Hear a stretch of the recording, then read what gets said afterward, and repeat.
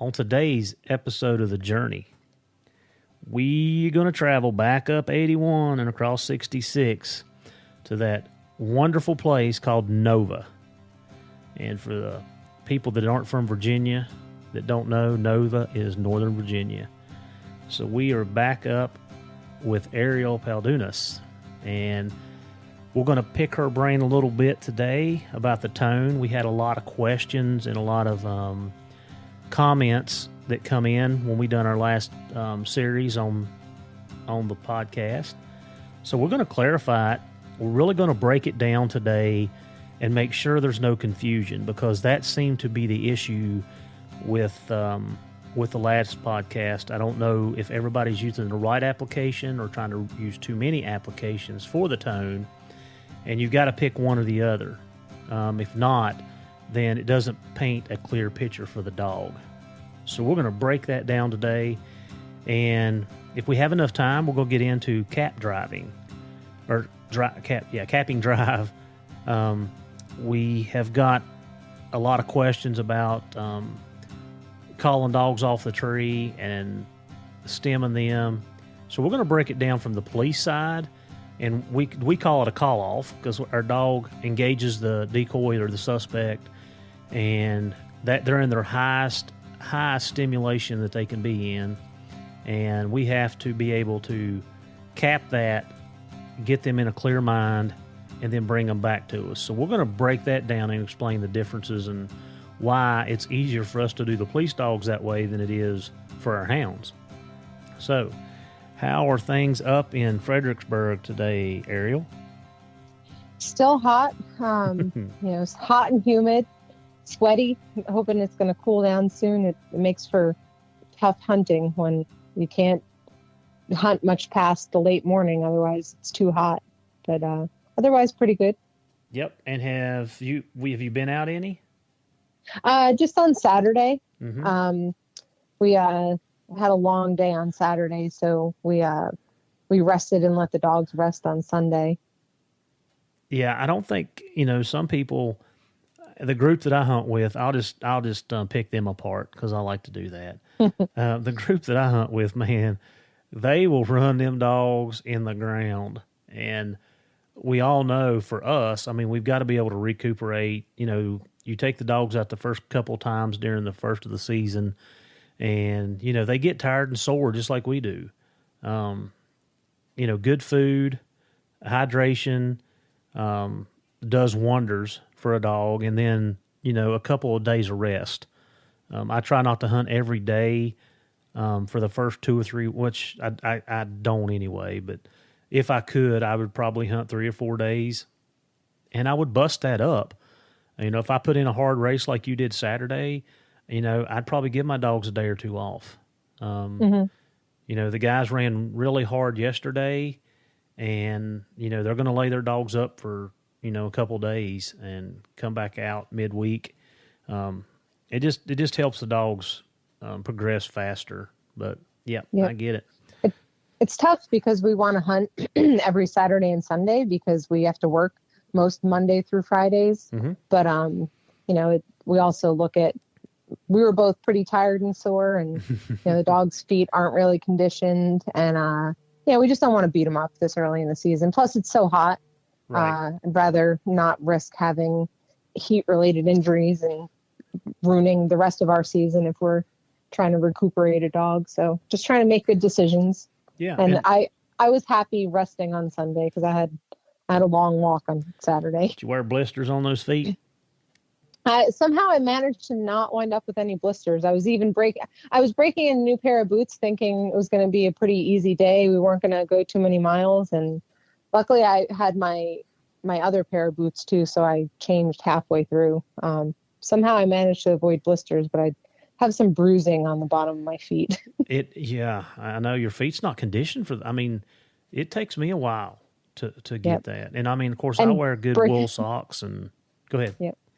I was saying breaking in new boots, I'm thinking like, I'll take it easy and do, 5-6 miles at a time. No, you can go that way. I seen you post on something. What boots are you wearing now? Because I know that Lauren had posted about, what women's boots or what boots the ladies are wearing. What do you got? So last season, I wound up wearing my Ultras almost the entire season, and I started off just wearing like the low Lone Peaks, and they're like a minimalist hiking shoe. They're not made for hunting. And then I sprained my ankle in July doing something unrelated to hunting and hiking. So I needed more ankle support later in the season when it started getting icy and cold. So I got the mid Ultras that are just a little bit higher, but I mean they're like a cushiony sneaker, and they don't really have much support. They were supposed to be waterproof. They're not. And they just don't really hold up. So I thought I really need to get something better. So I got a pair of Schnee's Kestrels. Because I wanted something lightweight, but still have more support and some waterproofness. And they had really good reviews. I think I'm so used to having a like really grippy minimalist shoe that's really cushiony that I was not happy with them on Saturday. But I also think I need to get a good insole and go a little bit easier on the break-in process. So we'll see. Everything I read said you need about 30, 40 miles on them before they start to break in. So I did about 20. A quarter. Well, I wore my Ultras for part of that. So I did about a quarter of that on Saturday. So we'll see if I can get them broken in and get them. I really just want them for the fall and the winter. So. Yeah, I have a pair of those myself. The Kestrels? Yep. I bought them. Okay, nice. I bought them. I was wearing Solomon. Of course, we get those at work, and I was wearing those. And again, they say they're waterproof. They're not. I ended up having to get in the creek multiple times year before last, and it just broke them down. And even though I have a boot dryer and everything, it just broke them down. So I bought a pair of those for the hiking boots, because that's basically what they are. And I really like them. Like, I have to say that unless it's hunt like December, that's what I'm wearing. I even wear them when I do my tracking schools and when we're doing tracking I wear them all the time, and I do like them. And they are a little bit hard on the bottom of my feet at the beginning. But like I said, I wear a good wool sock. I don't wear a liner with those, but I wear a good sock, and I would highly recommend them. I have went through thousands of boots, not really, but I went through hundreds of boots. I have tried about everything. I used to be a big Danners fan, and then, of course, Danners are not the boots they used to. I still have some of the original elk hunters that I have. Of course, Rockies, I can wear the soles off of those in about 3 months, like literally. Go on down the list. I mean, I bought me a pair of the Schnee's, and I bought a pair of the Kennetreks, and I have the Kennetrek mountain guides, and they're uninsulated. Took me a while to break those in, but once I got them broke in, they are another phenomenal boot. I wear those in the winter. I like them. I like them. Some of my other buddies have the Zamberlins. I have some friends that has I don't know if I'm pronouncing it right, the Crisps. They have those. I've got one of my good friends that hunts with me and fishes with me a lot. He bought the Schnee's just like my Kennetreks. We can't really tell the difference in them. So I would say both of those boots are pretty comparable. But I have learned as I've gotten older that you have to take care of your feet, because if you don't, you can't go nowhere. And the year 3 years ago, I had plantar fasciitis, and it got me down. And the foot doctor told me I had to get 2 shots, which killed me before I could finally get over it. And that's when he told me, he's like, Heath, you gotta get good insoles and good boots. And if you're not wearing this, then you're not doing that.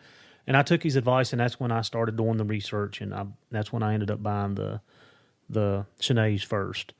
But yeah, I like them. I do. So I'm hoping that, I really felt like they were beating up the bottom of my feet, and I had to climb down some pretty slick, steep rocks, and I wound up just going down on my butt because they were really slippery. But I just don't think they had no break-in time. I wasn't anticipating having to go the places I had to go on Saturday in them. So today I ordered a pair of insoles, and I'm just going to try, and I might even carry my other boots in my pack because they're super light. So that way, if I get in a situation again, I could just switch them out if I need to. Because, I mean, I trust all the reviews, and I trust what you're saying. I just think it's, I have to give it time to break them in. Well, and it's funny, and your feet may be different, So for the ones that you have, the Sineads, I didn't have a break-in period with them. I put them on and went.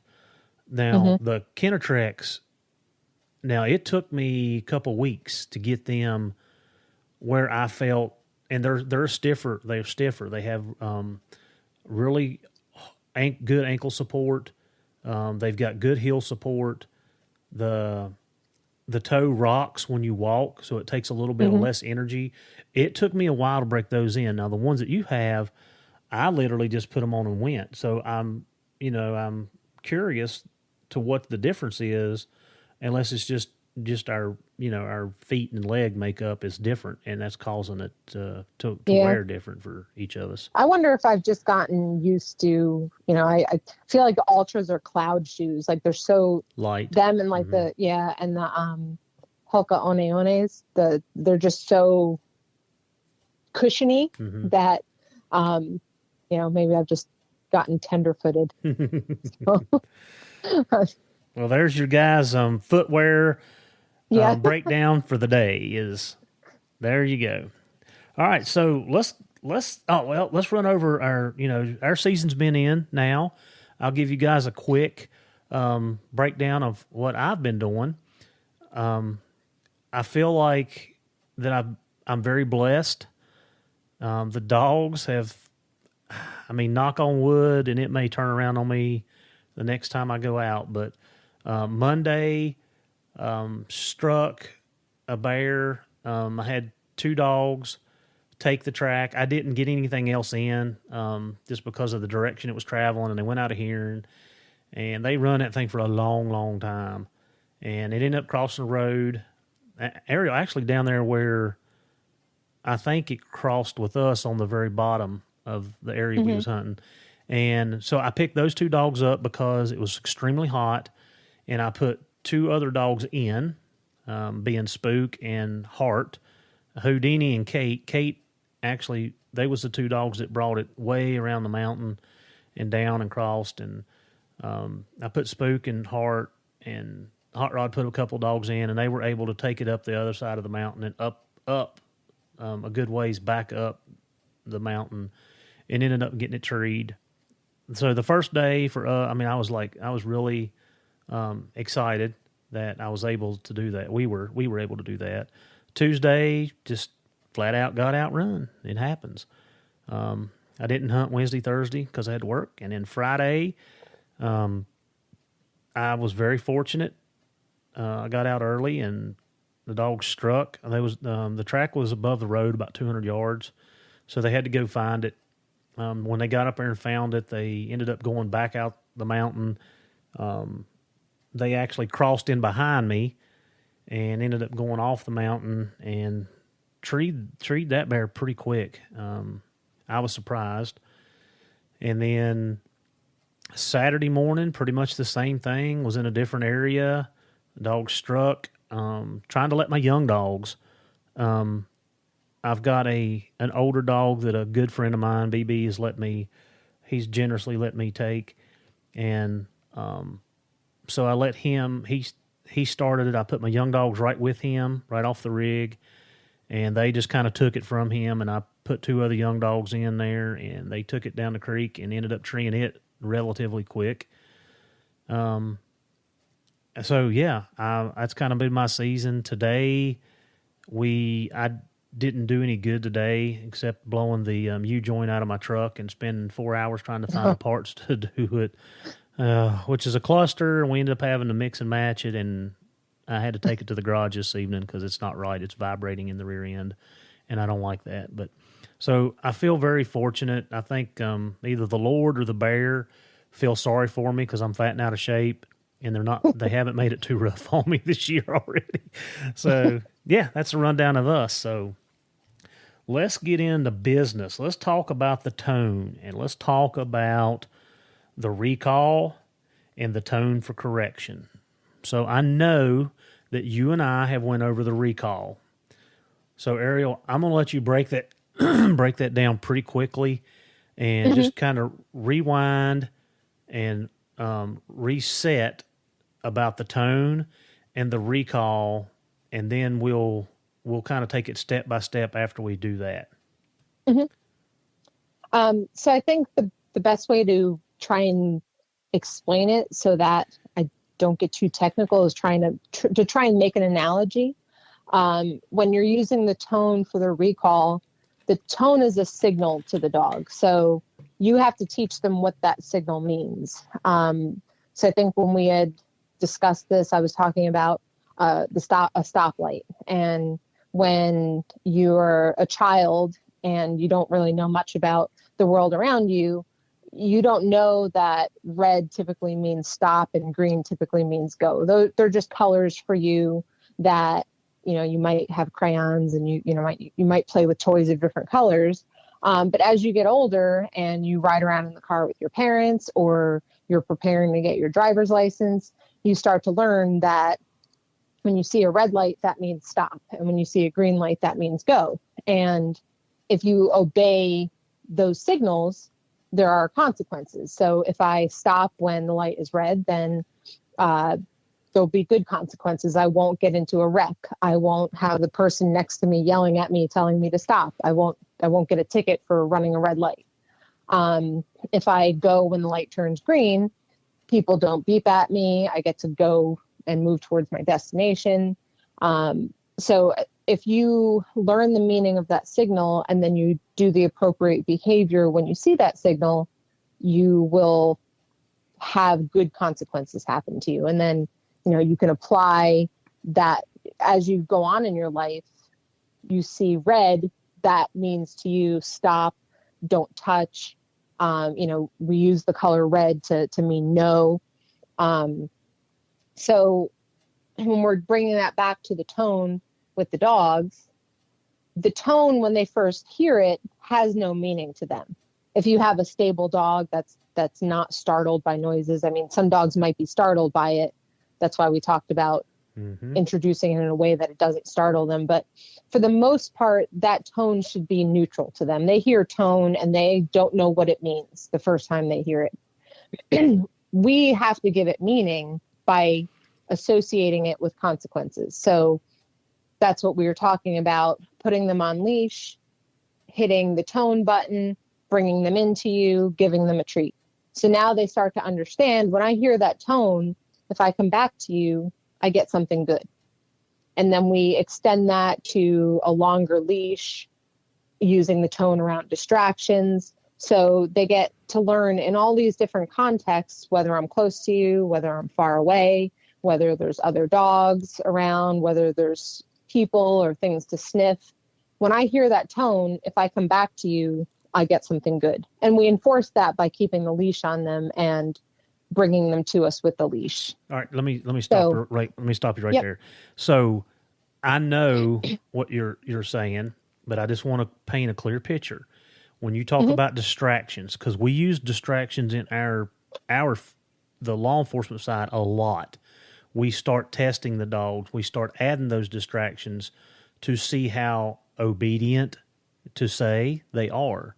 So you would, and I just want to make sure, you would never take that lead off or that long line or that check cord or whatever it is until they are solid on the recall of the tone with distractions, i.e., like you said, dogs or food or, like for me, cattle out here in the field or horses up here on the other side of me or the neighbors driving up the road, because that was something I've had to work through.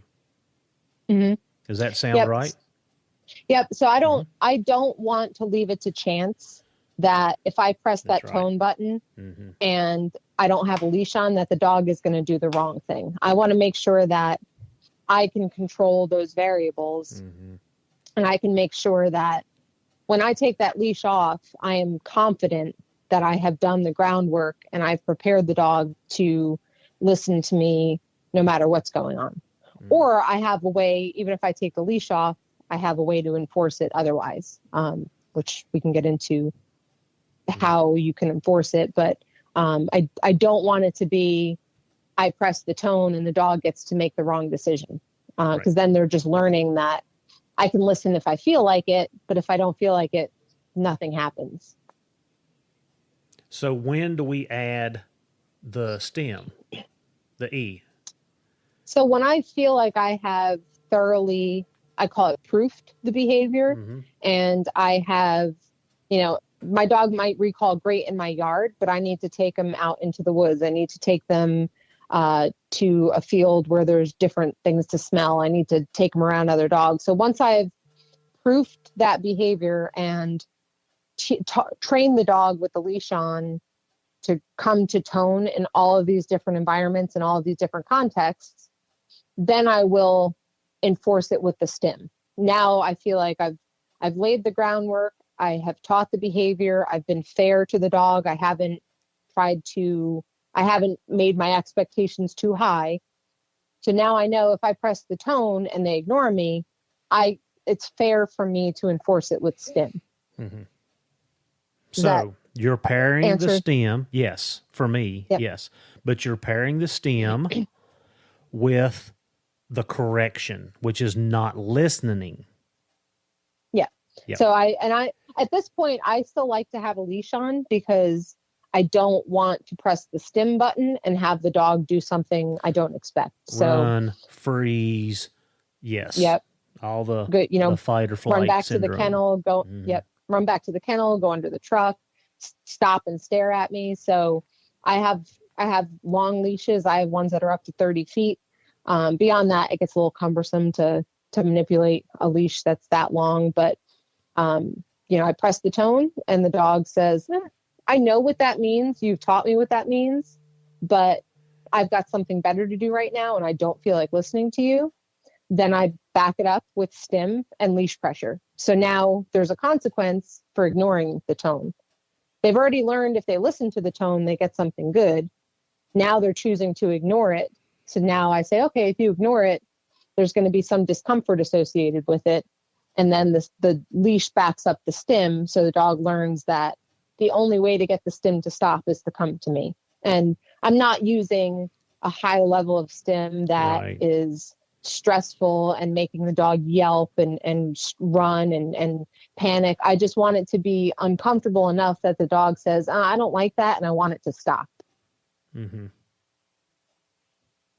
Yeah. And then when you're saying about the stem, that goes back to like toning it down instead of toning it up. Like bring it back to where it's just like you said, an aggravation, like somebody tapping you on the shoulder. It's like your kid coming up and dad. Mm-hmm. Yes. What? Okay. And that's what you want is that behavioral change. Like from this to, okay, maybe I should do something else because I'm getting asked to. Yep. But yes. And if we want to put it in behavioral terms, we can call it negative reinforcement that, in order to get that annoyance to stop, they have to do what I want. Yep. So, that stim is enough to annoy them, enough for them to say, I don't like that. I want it to stop. And then once they do the behavior I want, which is come to me, then the stim stops. Yep. So let me give you guys some examples of misuse. And let's not say misuse. Yeah, misuse. So if you're using stim and your dog freezes up, because I've had this happen, so I'm telling on myself, and you get aggravated and you start stemming higher, and the dog just freezes because he don't know what to do. Then you got to tell yourself, my dog's confused and he don't understand what I'm asking him to do. Or, like you said, Ariel, the dog runs and hides. He gets under the building, or he gets under the dog house, or he gets underneath the truck, or, he's confused. And you have to recognize that the dog does not understand. So the foundation has got a hole in it somewhere. And that makes sense? Yep, it does. Yeah. So we use the check cord, and just to know the dog's reliable. And then once we know the dog's reliable, we add distractions. So that's kind of step 2. We add the distractions, and we still want the dog to be reliable. But now, to make the dog reliable, you may have to enforce that negative reinforcement, which is the stim, for the dog to make a decision that to do what Mom asked me, it's better for me to do this because I don't like this aggravating somebody poking on my shoulder or my neck until I do it. Right? Yep. Yeah. And then once we go from there, we can actually turn the dog off lead. And, one of the things that I do in canine training, especially with my detection dogs, because most of our detection dogs have no recall. They have none. And I feel like that's one of the most important things that they have to have. They slide out of the car on the side of the road and slip a lead or slip a collar or something happens. I feel like you've got to be able to catch that dog. And anyways, so I'll go to a big enclosed field, like a ball field, a soccer field, a baseball field. And that way I can give them a little room, but at the same time, I can kind of control that too. Yep. The dogs know when the leash is still on them. And that's always the hard part about the transition is they're not stupid. They know when they're dragging a leash around. So having a resource like that you can go somewhere that they feel like they're free, but they're really not. They're still enclosed to where the only way to make the right choice is to come to you. And the only way to, if you're stimming them and they decide, I'm going to run the opposite direction, well, I can keep stimming you and I can keep annoying you and you can't go anywhere. You're going to hit a fence and eventually realize, okay, if I turn and move towards you, the stim stops. So I may as well just come towards you and stop trying to run away. Yeah. So why would I take that dog to a ball field instead of doing it in my yard? You have a fenced yard. So you're saying if you have a fenced yard, why do it in a different environment? Yeah. Because the context, the dogs learn at home, different rules apply than when they think they're out in the field or they think they're out somewhere new. And, just even if there's not anything going on in the ball field, there's different smells. It's a different context. It's a different environment. So the dog is going to be stimulated and probably more likely to be disobedient versus in your yard where they're used to a routine and they kind of know that there's already established boundaries there. Yes. And I think it's very important to change that environment. If I was going to do stuff like that, yes, I do it. I do it in my yard. In fact, yesterday I took my pups, the 3 puppies. I took Allie, Axe, and Attica. That was their first, to say, the trip to the big woods. I took them up on the mountain. I did not hunt. I just had them with me. I put their collar. I've had their collars on them, so they do. They know the weight of the collar. They're not. That's accustomed to them. I was a little worried about actually driving them an hour away because they've not been in the truck an hour. One of them, Axe, did get sick and was slobbering all over the place. But when I got them out, I put the collars on them. They come off the tailgate. When their feet hit the ground, bam, like just normal. They was doing what they're supposed to do. But to get back to what we're talking about, so I used that opportunity to work on the recall and the tone. So I took a bag of, I've got these little packs of dog food that I get when I buy my dog food. And I took a pack of it with me, and I'd let the dogs get out of sight, and I'd give them a few minutes, and I would holler, tone, and I actually posted on Go Wild. Y'all know Go Wild sponsors us. I posted a picture of those dogs running down the road to me. And I'd done that a handful of times. I didn't overdo it. Probably 5 or 6 over a period of 4, 4 hours, I would take them to a different location, let them out of the truck, let them wander around, let them go through the woods. So I just took them to different places on the mountain, and every time they were out, I worked on the recall. And not once did I have an issue with them not listening. But we had done our foundation work here, and the dogs were very reliable on the recall already. Now, when I start adding those distractions in, they had new odors and stuff that they were working with yesterday. But I didn't, I mean, for all 5 or 6 times, how many ever it was that I recalled them, like they literally would almost knock your feet out from underneath you getting to you. Yeah. So I know, like, I'm very pleased with that. Like, I know that it's a good, solid foundation for them.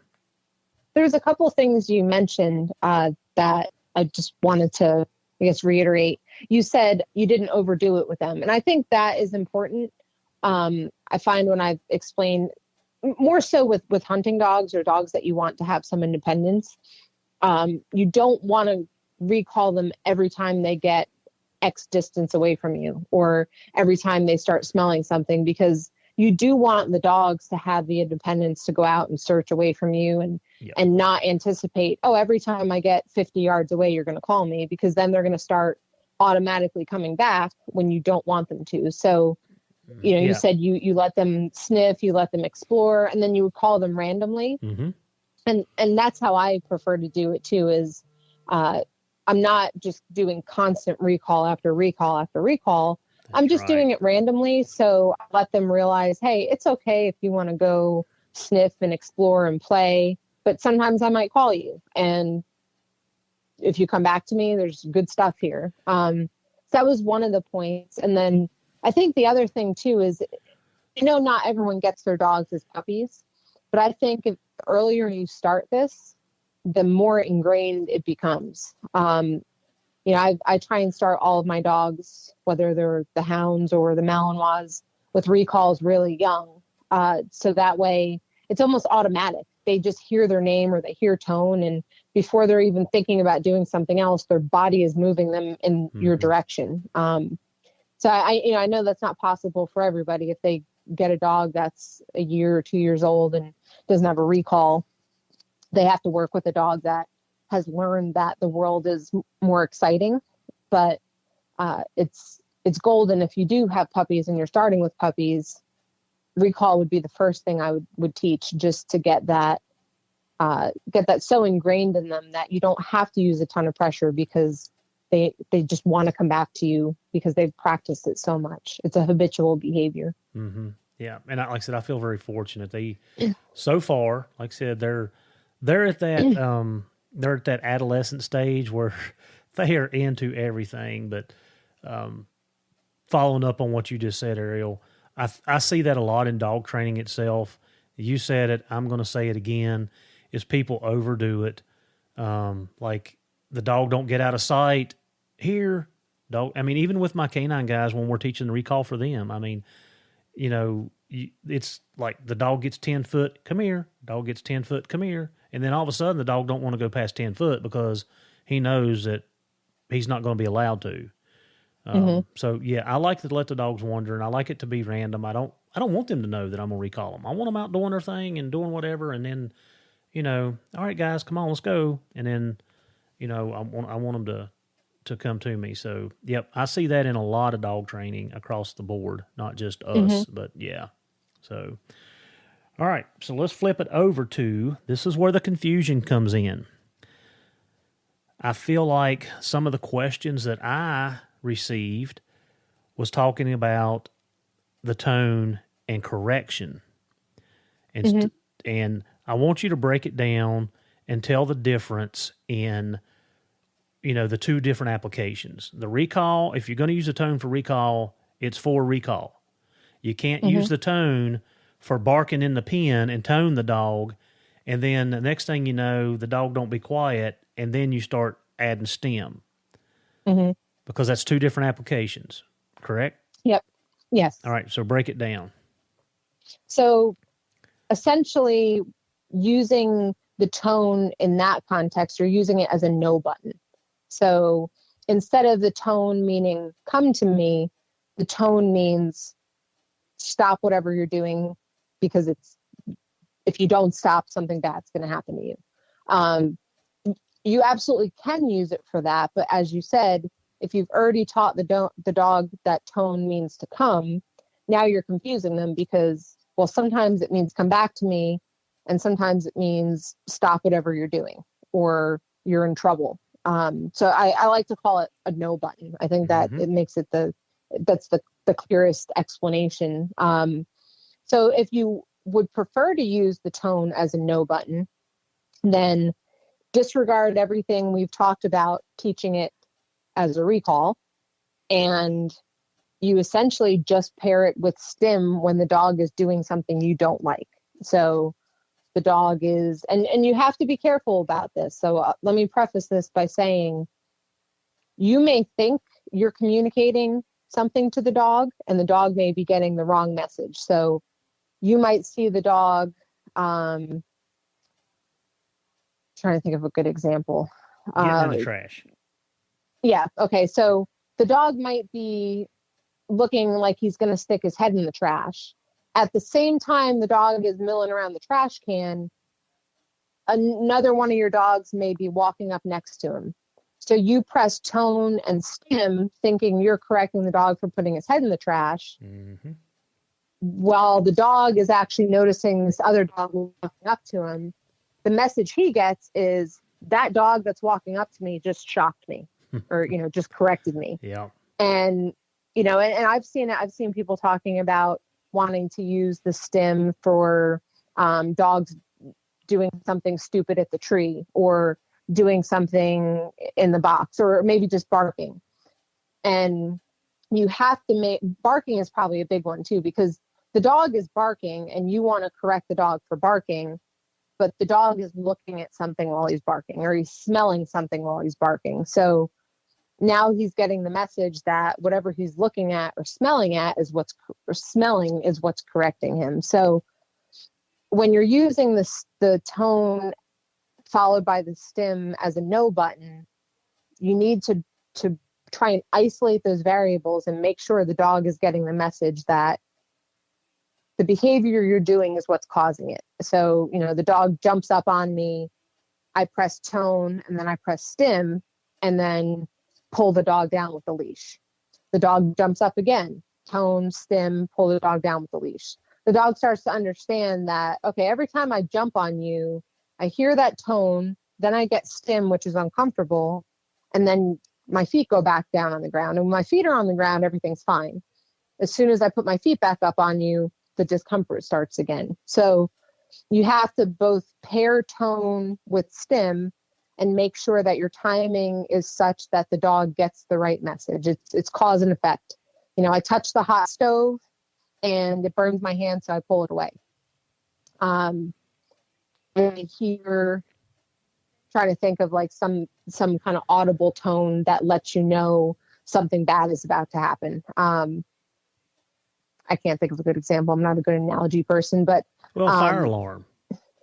Yeah. So that's a more extended example, but exactly. So I hear the fire alarm go off and I start to see smoke, and I realize I better get out of this room before I get lit on fire. So that tone is telling the dog something's about to happen that you don't like, so you better stop whatever you're doing. Yeah. Do you think that's a clear enough explanation? Button. Yeah. I mean, that's what exactly. It is. It's a warning.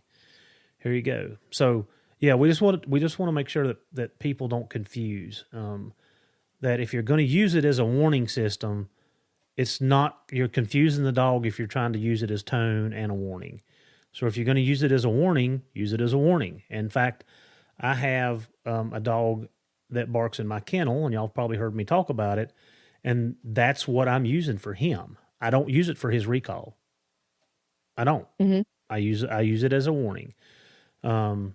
So there's two applications, and just make sure that you're not overusing the tone for multiple applications, because during that process you are causing major confusion for the dog, then that's when you get the behaviors of hiding and running underneath the car and running away or freezing up because the dog does not understand why this is being applied. Mm-hmm. So, do you think that covers it? I think so. And as always, I think we're both available in the Facebook group. If our explanation wasn't thorough enough, maybe we can figure out a way to make it more thorough. But I think that covers the difference between the two, and I can understand why there was confusion last time because we were only talking about one application of the tone. That's right. Whereas the tone is a neutral sound to the dogs until we give it meaning, and we decide if we want it to mean come back to me or if we want it to mean no, stop what you're doing. Otherwise, the stim is going to come.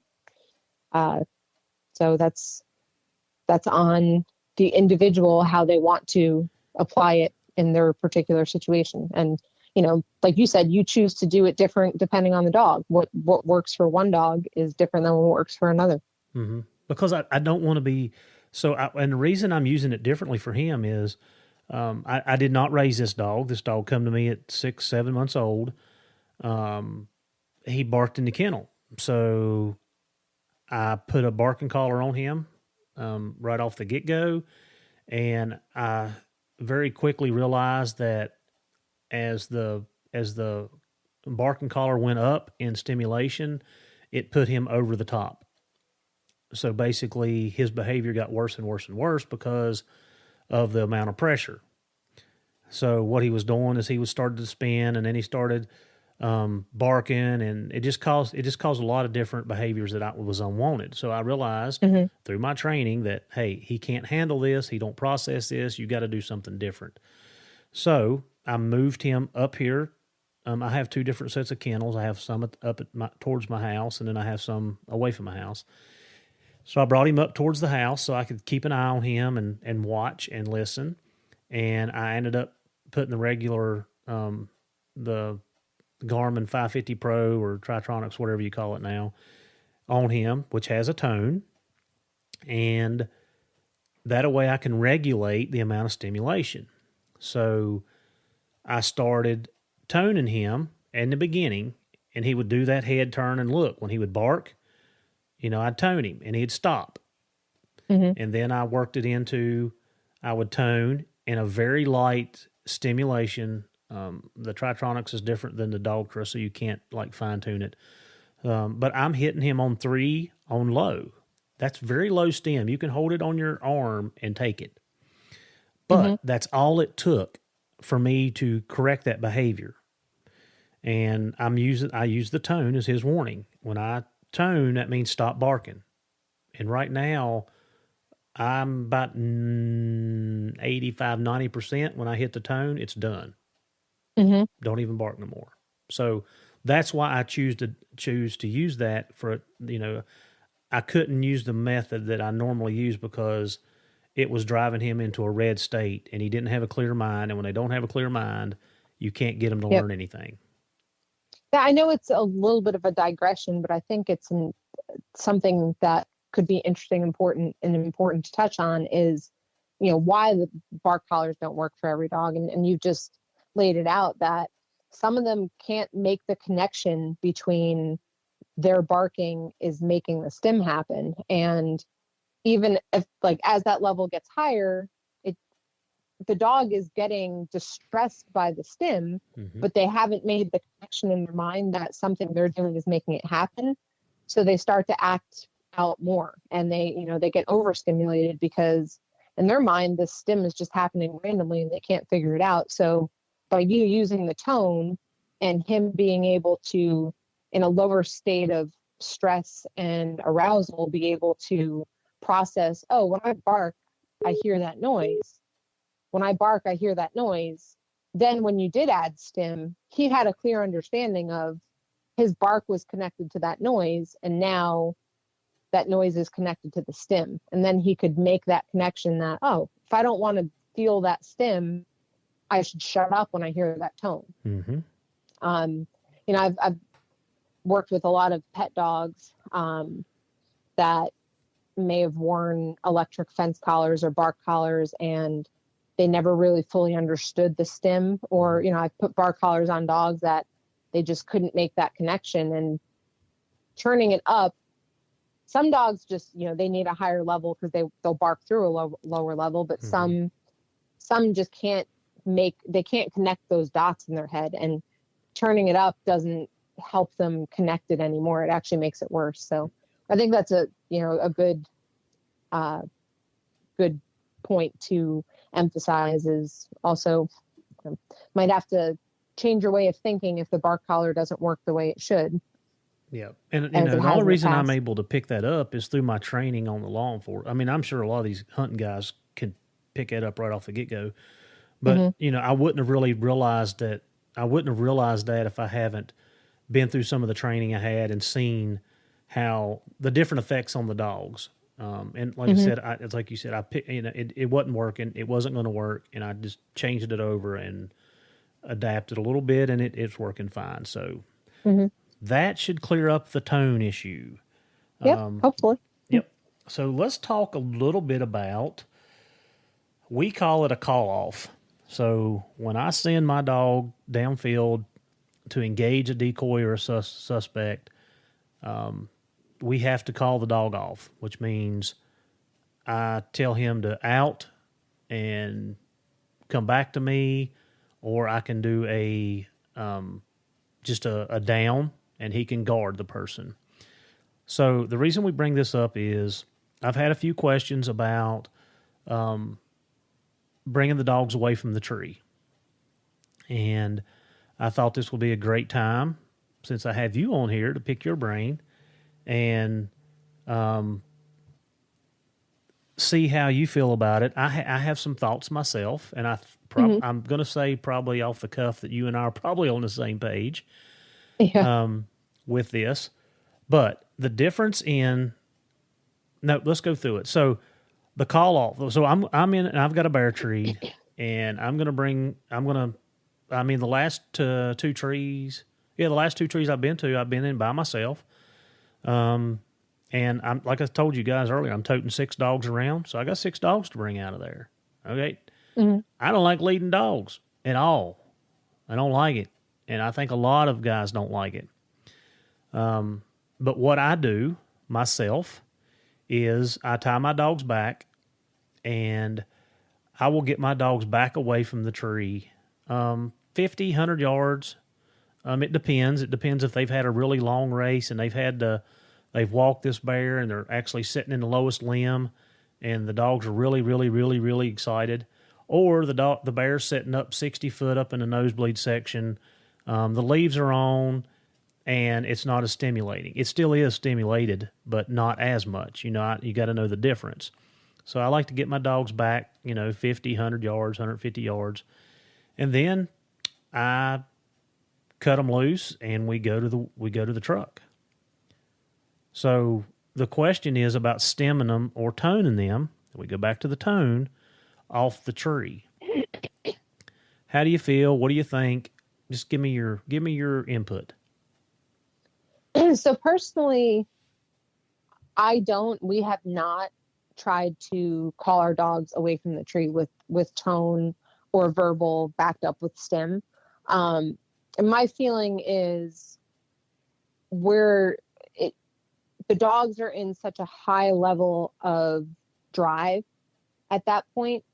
And because we're not treeing bears every day, multiple times a day, it's always going to be so incredibly exciting. I feel like if we were treeing bears every day, maybe multiple bears in one day, the dogs would kind of be like, okay, this is great, but we just did it a few hours ago, or we just did it yesterday, and the stimulation level might come down. But for only hunting however many months, 3-ish months out of a year in Virginia. I mean, we do go into West Virginia to try and train some as well, but let's say we have 4 months to hunt, and that's not hunting every day.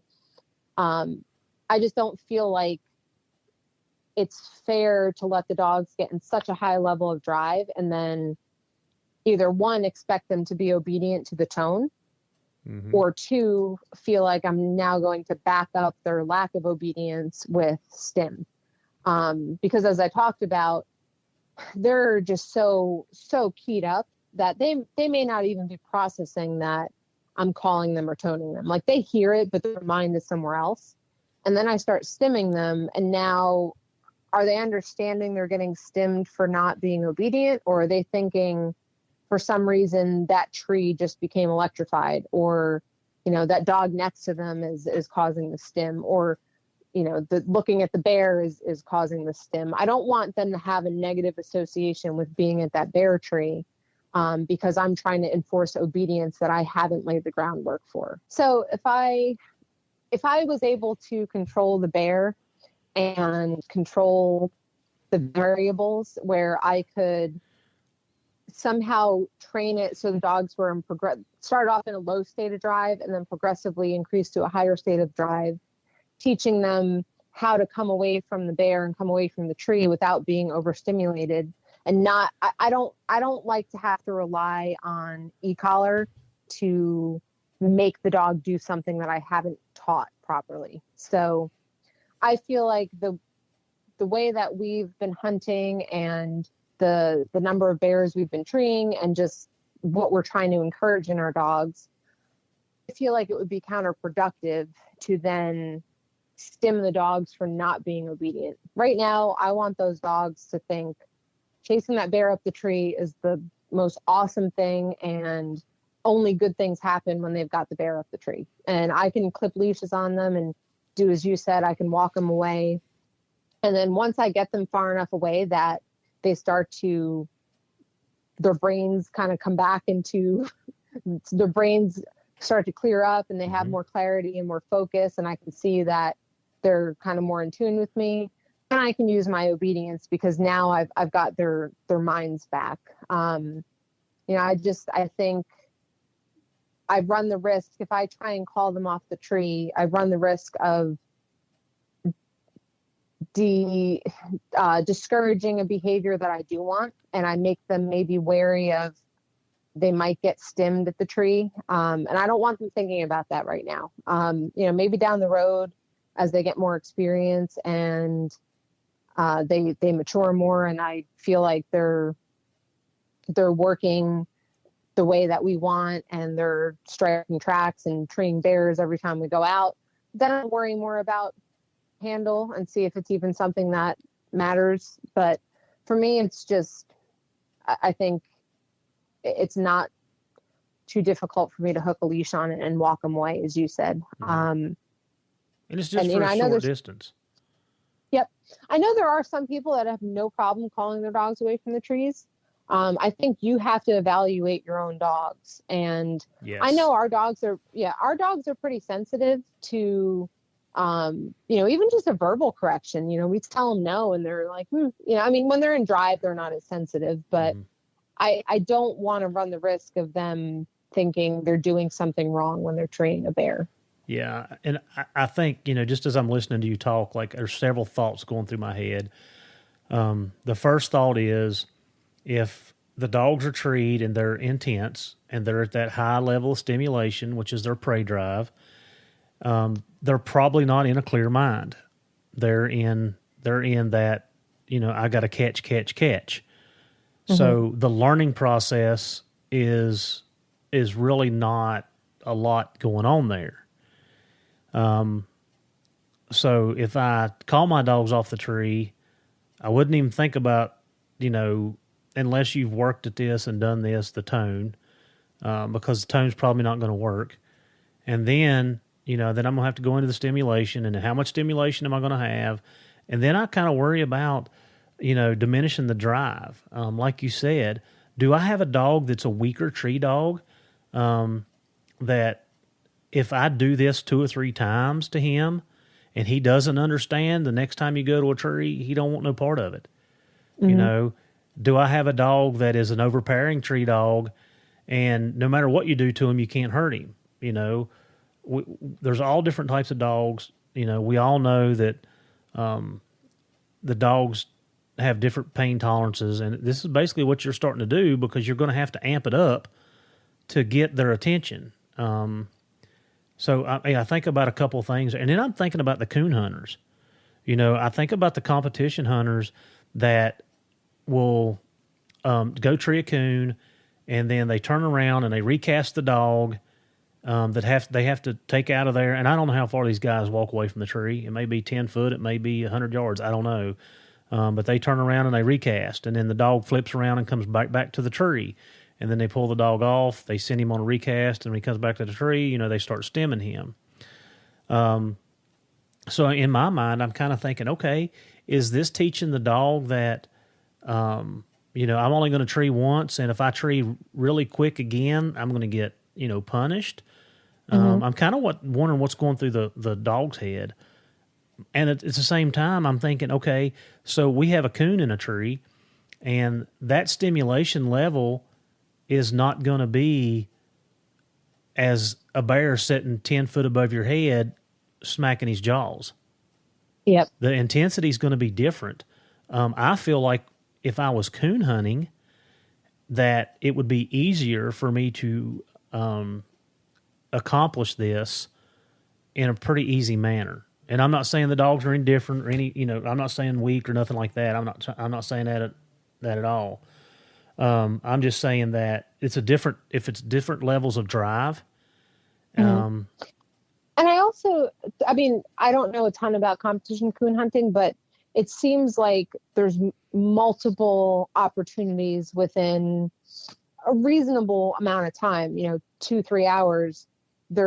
It's not like they're out there and they're just treeing one coon and it's this big event. It's like, okay, you find one and then, you move. And I look at it as like a detection dog. Now, obviously a detection dog is not finding a live animal, so it's not quite as exciting, but once your dog has the understanding of how to find and indicate on target odor, then you teach them, okay, you can find one, and then if you move away from that, you might find another one. And what I typically do is, if the dog goes back to the first one, I don't correct them. I just say, okay, good boy, good girl, but come on, let's move on.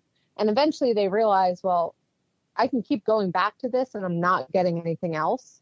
And then as soon as they move off and they find another one, they get their primary reward. So, and they learn pretty quickly how that works. Okay, I find it, I get rewarded once, and now I have to go find a second one. And, I've gotten to the point where I can put multiple, like I could do a bone scatter for my cadaver dog.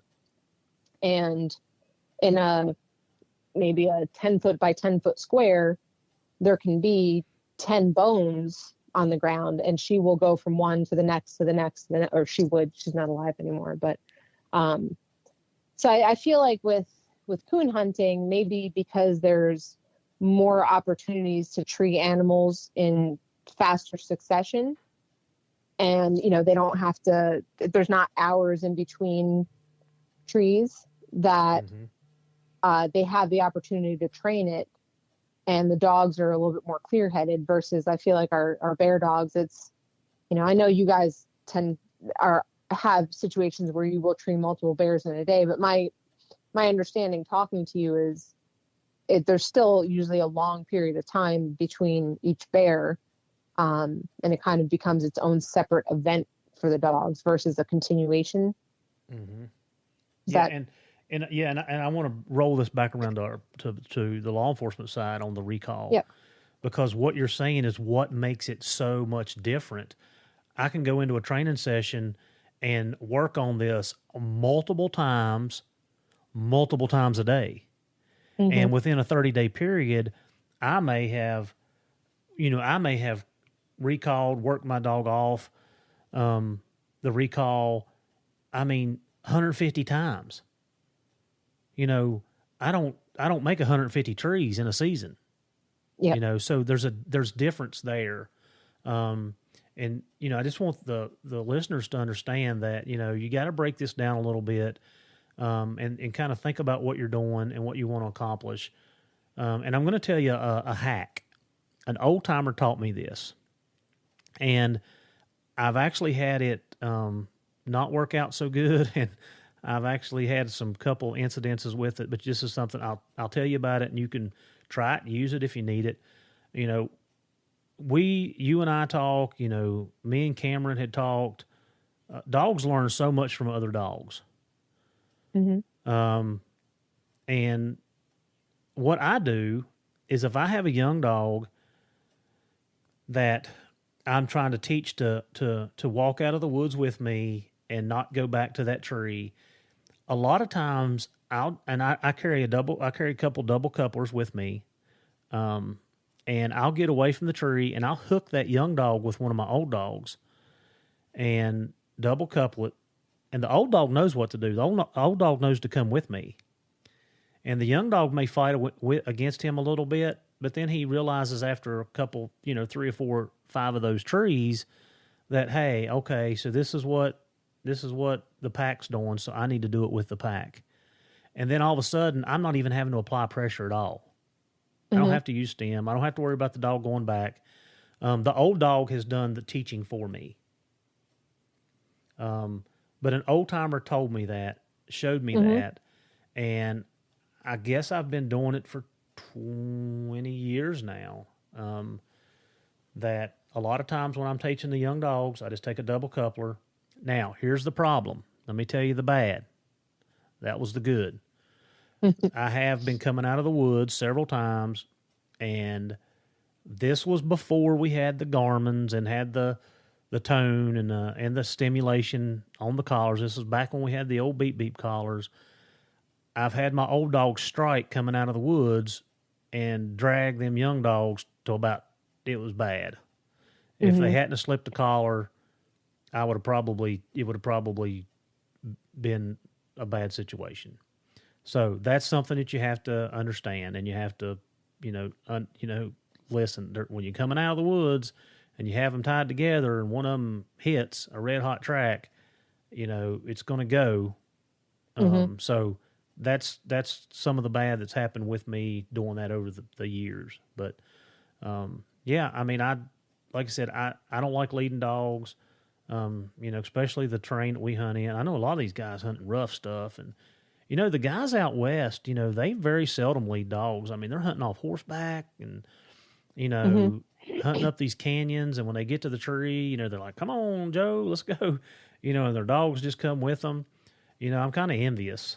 Yeah. And it makes me think, we talk about, well, we don't want to do this because they're, fallout. We don't want the dogs to have this association. But yeah, I mean, if I was riding a mule or on a horse, I wouldn't be leading dogs by leash. So they'd have to learn it. Maybe that just comes down to, your dog selection. And if you have a dog that can't handle the pressure of being called off the tree and maybe corrected, then that dog's not going to be one that works in your pack. Yeah. Yeah. Well, I think that with the tone, with the recall, with the tone meaning no, the correction, it's a warning for the correction. We've talked about we call it a call off because we have to call our dogs off the decoy. And same thing with the tree and your game. Just watch your dog's excitement level, understand what state of mind he's in. And, I have a guy that I know that he will not lead a dog away from the tree, and he stems a lot because the dogs don't want to leave the tree. And I just grit my teeth and bite my tongue and shake my head. I have mentioned 2 or 3 times that, hey, you may want to do this or do that, and it never gets changed. So just think about it. We're just giving you just some things to think about. Hopefully that'll help you with, making a better pack, making it more enjoyable, and just making things better for you and your hounds. Ariel, anything you want to add to those? I'll try not to digress too much, but something else I thought of when you were talking about, having to stim the dogs repeatedly.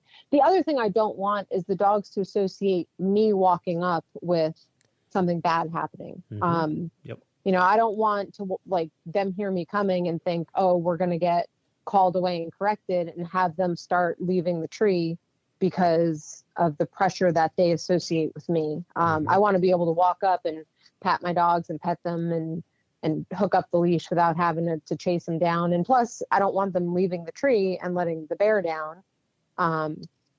So I think, that's the other thing. Not only could they associate the pressure with being at the tree and looking at the bear, but they could also associate with every time, and we see this with police dogs, every time my handler walks up, I get corrected or I get pulled away, or I get stimmed.